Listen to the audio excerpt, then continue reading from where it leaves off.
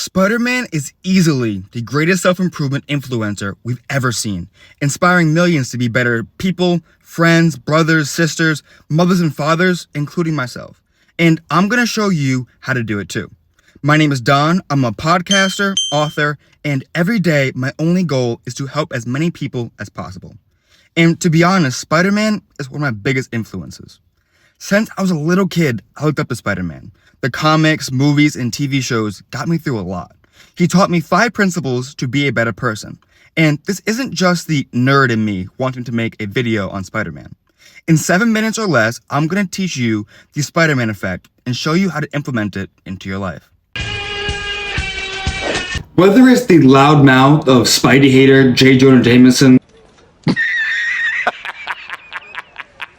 or the skeptical eye of certain New Yorkers, there were plenty of people who tried to tear down Spider-Man. J. Jonah Jameson spent decades of comics and movies calling Spider-Man a menace on the cover of every issue. Not because he was his natural enemy or had an actual problem with him, but because he needed a villain to sell more papers. And Spider-Man's face was just convenient. Yet, he never changed who he was. He kept saving people and doing his best to make the city better. You've got a Jameson in your life right now, I guarantee it, I got one myself. A boss, an ex, a group chat, or maybe a comment section. Someone who's decided who you are without ever actually getting to know you, because it's easier for them than the truth. The worst part isn't the lie, it's when we start believing the lie instead of our own life. And the easy way to do this is actually just looking back internally and saying, am I who they say I am, or am I who I actually am? And now this seems so simplistic, but that's the point.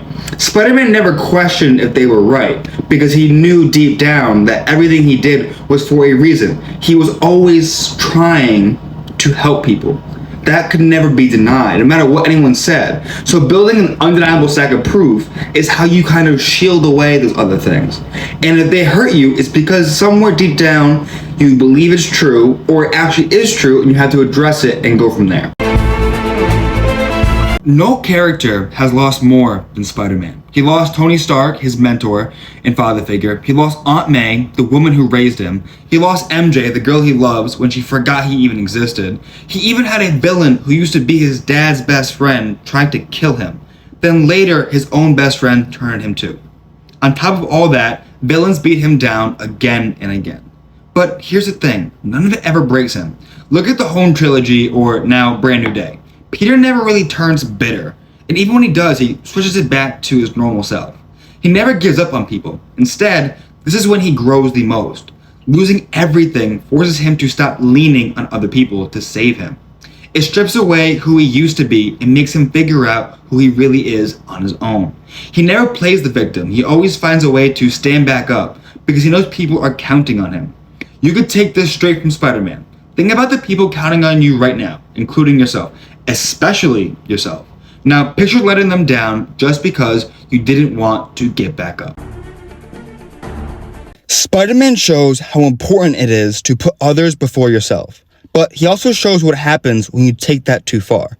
Do it too much and you burn out. You get stretched in 100 directions until you're no good to anyone. We see this in Spider-Man 2, when Peter gets so worn down that he quits being Spider-Man completely and throws his suit in the trash. He doesn't come back until he sees a kid almost die in a burning building. That's when he realizes he has to find a better balance. And you're probably doing the same stretching yourself in every direction, working harder than you ever have before, yet you feel like you've never gotten anything done. This will only change once you ruthlessly prioritize your actions. You might not be a regular teenager by day and a mass hero saving the city by night, but there's a good chance that you're living some version of a double life too. Peter Parker has to lie to Aunt May about where he's been. He shows up late to things that matter because he's out saving a stranger instead. He misses moments with the people he loves most because he's too busy trying to be someone else's hero. And it constantly wears on him. He's tired all the time, he's beat up, his grades slip, his relationships take the hit, and no one around him gets the full truth or the real Peter Parker. So no one can really help him carry the weight. You don't need a mask to know that feeling. Maybe it's the version of you at work and a totally different version of you at home. Maybe it's the person you are online and a completely different person in real life. Maybe it's the I'm fine you tell everyone while something completely different is going on underneath. Every one of those splits costs something. It costs energy to keep switching, it costs trust when people find out there's a side of you they never saw, and it costs you the chance to actually be known fully by the people closest to you. Spider-Man only gets his life back when he stops hiding, when the mask comes off and he's allowed to just be one person. That's the real lesson. The longer you run two lives, the more exhausted you get, keeping them apart. Real peace comes when you stop splitting yourself in half. We all want to do the right thing, until doing nothing is the more convenient option. But Peter never does this. He always makes a sacrifice in the effort of doing what he knows is right. And this might mean not dancing with his crush at homecoming, or not playing on the football team, or letting the love of his life live without remembering him. All because he knows it's what he has to do.